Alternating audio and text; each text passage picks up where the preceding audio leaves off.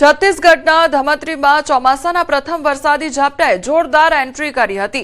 લગભગ 1 કલાક સુધી મુશળધાર વરસાદ વરસ્યા બાદ મોડી રાત સુધી ધીરો વરસાદ ચાલુ રહ્યો હતો, જેના કારણે લોકોને ગરમીમાંથી રાહત મળી હતી। જો કે બીજી તરફ ભારે વરસાદને કારણે શહેરના આમાપરા અને મુખ્ય માર્ગો પર પાણી ભરાઈ જતા જનજીવન પ્રભાવિત થયું હતું।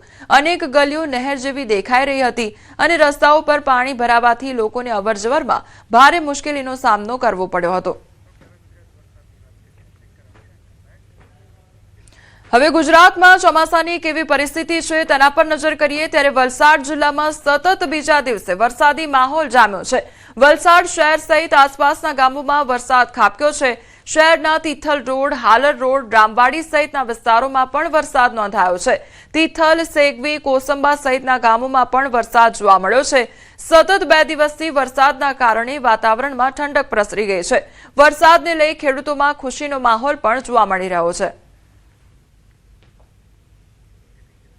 સાબરકાંઠા જિલ્લામાં વાતાવરણમાં અચાનક પલટો જોવા મળ્યો તો રાત્રિ દરમિયાન હિંમતનગરના ગઢોડા, હડિયોલ, આકોદરા અને નનાનપુર સહિતના ગ્રામ્ય વિસ્તારોમાં વરસાદી માહોલ છવાયો તો ક્યાંક ઝરમર વરસાદ તો ક્યાંક પવન સાથે વરસાદ વરસતા અસહ્ય ઉકળાટથી લોકોને રાહત મળી છે। વરસાદને લઈને હવામાન વિભાગ દ્વારા આગાહી કરવામાં આવી છે। આજે દક્ષિણ ગુજરાતના તમામ જિલ્લાઓમાં પડી શકે છે વરસાદ। અમદાવાદ, ખેડા અને આણંદમાં વરસાદી માહોલ રહેશે। વડોદરા, છોટાઉદેપુર અને નર્મદામાં વરસાદનું અનુમાન લગાવવામાં આવ્યું છે તો દમણ, દાદરા અને દાદરાનગર હવેલીમાં પણ વરસાદની સંભાવના વ્યક્ત કરવામાં આવી છે। ભરૂચ, સુરત, ડાંગ, તાપી, નવસારી અને વલસાડમાં વરસાદની આગાહી કરવામાં આવી છે તો પંચમહાલ અને દાહોદમાં છૂટાછવાયા વરસાદની શક્યતા સેવાઈ રહી છે। સૌરાષ્ટ્રમાં રાજકોટ, જૂનાગઢ, અમરેલી, ભાવનગર, બોટાદ, ગીર સોમનાથ અને દીવમાં વરસાદની આગાહી કરવામાં આવી છે તો 40 થી 50 કિલોમીટર પ્રતિ કલાકની ઝડપે પવન ફૂંકાઈ શકે છે। ભાવનગર શહેરના ભરતનગર વિસ્તારમાં આવેલ વરસાદી પાણીના નાળા નિકાલ માટેનું વર્ષો જૂનું નાળું તૂટ્યું છે ત્યારે ભરતનગર વિસ્તાર આવેલ જીએમડીસી કોલોનીની બાજુમાં પડ્યો છે। 10 ફૂટ જેટલો મોટો ભૂવો પડ્યો છે ત્યારે જીએમડીસી કોલોની અને સિદ્ધિ પાર્ક સોસાયટીની વચ્ચેનું જે વરસાદી પાણીના નિકાલના સ્લેબ ભરેલા નાળાનો સ્લેબ તૂટી ગયો હતો। મહાનગરપાલિકાની ઘોર બેદરકારીનો પુરાવો આ જોવા મળી રહ્યો છે। તંત્રના પ્રી મોન્સૂનની દાવાઓ થયા છે પોકળ સાબિત ત્યારે પ્રજાના કરોડો રૂપિયાનું થયું છે એંધાણ અને તંત્ર માત્ર પ્રી મોન્સૂન કામગીરી કાગળ પર કરતું હોય તેવું જણાઈ રહ્યું છે ત્યારે સ્થાનિકોએ તાત્કાલિક નાળાનું રિપેરિંગ કરવામાં આવે તેવી પણ માંગ કરી છે।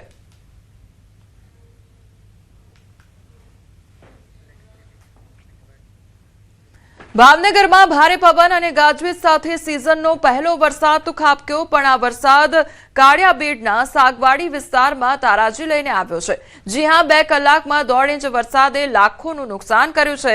આ વિસ્તારમાં આવેલી સારથી સ્કૂલનો 3જા માળનો ડોમ ઉડીને સોસાયટીના મકાનો પર પડ્યો છે। મકાનોની છત પર રહેલી અનેક સોલાર પેનલો તૂટી ગઈ છે।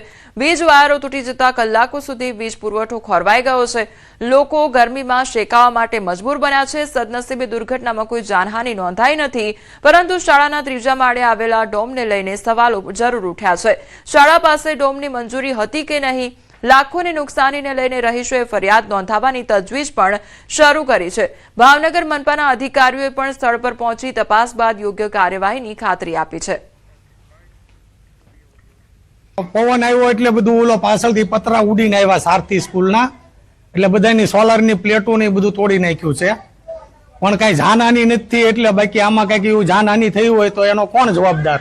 અમારે આ સિઝનના પહેલા જ વરસાદની અંદર બાજુમાં એક પ્રાઇવેટ સ્કૂલ છે ત્યાંને આખો ઉપરનો શેડ ઉડીને અમારે સોસાયટીના બધા સોલાર તોડી નાખ્યા છે, ઝોળા તોડી નાખ્યા છે અને પંખા સાથે પાઇપો પણ ઉડીને આવી છે। ગેલ્વેનાઇઝની 50-100 ઉપર કિલોની બધી પાઇપો ઉડીને આવ્યા છે, પંખા ઉડીને આવ્યા છે ને આખી સોસાયટીમાં લાખો રૂપિયાનું નુકસાની છે। એમાં કંઈ પણ જો સ્કૂલની બેદરકારી હશે તો એની નિયમ પ્રમાણે જે કે વિભાગને લગતી હશે એને જાણ કરવામાં આવશે અને એને વિરુદ્ધ કાર્યવાહી હાથ ધરવામાં આવશે। વરસાદના સિઝનનો પહેલો વરસાદ ભાવનગરના અનેક વિસ્તારો માટે મુશ્કેલી સમાન છે તે સામે આવ્યો છે. ત્યારે ખાસ કરીને વાત કરીએ તો ભાવનગરનો જે કાળિયાબીડનો સાગવાડીનો વિસ્તાર છે તે વિસ્તારમાં તમે દ્રશ્ય જોઈ શકો છો કે સાગવાડીની જે સોસાયટી છે તે સોસાયટીના વિસ્તારમાં પાછળમાં આવેલી એક સ્કૂલ છે, ખાનગી સ્કૂલ છે. તે સ્કૂલના તમામ શેડ છે તે શેડ આ સોસાયટીમાં આવ્યા છે. સોસાયટીમાં તમે દ્રશ્યમાં જોઈ શકો છો કે પંખા પણ ઉડીને ત્યાં આવી ગયા છે. એટલે આ વિસ્તારમાં છેલ્લા 3 કલાકથી જે લાઇટ છે, જે વીજળી છે તે ગુલ થઈ ગઈ છે. ખાસ કરીને વાત કરીએ તો આ સોસાયટીમાં અનેક સોલાર પેનલો તેમજ અનેક જે આ સોસાયટીની જે ઉપરની જે ડિવાઇસીસો રાખેલા છે તે નુકસાન થયેલા છે. આગળની સોસાયટીના ખાંચામાં જઈને આપણે વાત કરીશું. ત્યારે વાત કરવામાં આવે તો આ વિસ્તારના લોકો છે છેલ્લા 4 કલાકથી જે વીજળીનો પુરવઠો છે તે બંધ થયેલો છે. બાજુની સોસાયટીનો જે ખાંચો છે ત્યાં પણ અનેક જગ્યાએ પતરાઓ છે તે ધરાશયી થઈ ગયા છે.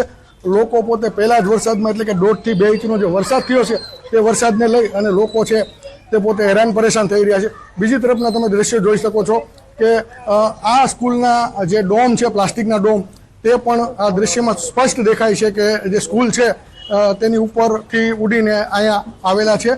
અને અત્યારે યક્ષ પ્રશ્ન એ છે કે આ વિસ્તારમાં જે સ્કૂલ છે તેને ડોમ બનાવવાની પરમિશન શું મહાનગરપાલિકાના સત્તાધીશો આપી છે કે કેમ, તે પણ એક પ્રશ્ન છે. નીતિન ગોહિલ, ન્યૂઝ 18 ગુજરાતી, ભાવનગર.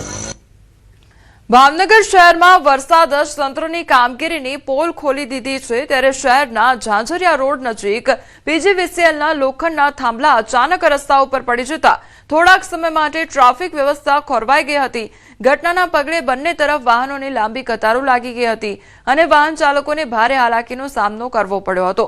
ઘટનાની જાણ થતાં સ્થાનિક લોકો અને સંબંધિત વિભાગના કર્મચારીઓ સ્થળ પર દોડી આવ્યા હતા અને રસ્તા પરથી થાંભલા હટાવવાની કામગીરી હાથ ધરવામાં આવી હતી. તો કેટલીક જગ્યાએ ભારે પવનથી વૃક્ષો ધરાશાયી